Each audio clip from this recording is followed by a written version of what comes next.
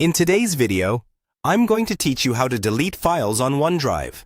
We'll walk through the process step by step so you can confidently remove files you no longer need and keep your cloud storage organized. I'll be using the OneDrive website in a browser, but the general idea is similar in the desktop and mobile apps. First, open your web browser and go to the OneDrive website. Sign in with your Microsoft account if you aren't already logged in.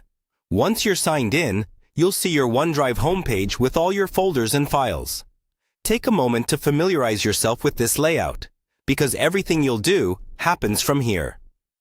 Next, navigate to the file or folder you want to delete. You can do this by clicking through your folders on the left or in the main area until you find the exact item. If you have a lot of files, you can also use the search bar at the top to quickly locate a specific file by name.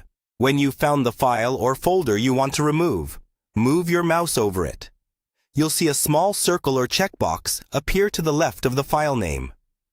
Click that checkbox to select the file. If you'd like to delete more than one item at the same time, keep clicking the checkboxes next to each file or folder you want to include. Once your files are selected, look toward the top menu bar. You should see an option labeled Delete. Go ahead and click Delete.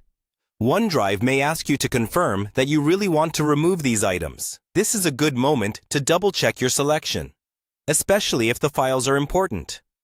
When you're sure, confirm the deletion. At this stage, the files are moved to your OneDrive recycle bin, not permanently erased yet. To fully remove them and free up space, find the recycle bin option, usually on the left side panel. Click it and you'll see the files you just deleted. If you change your mind, you can restore them from here. But if you're certain you don't need them, select the items again and choose Delete permanently, or use the option to empty the entire recycle bin. That's it. By following these steps, you can quickly delete unwanted files from OneDrive, keep your storage tidy, and make sure only the documents you actually need are taking up space.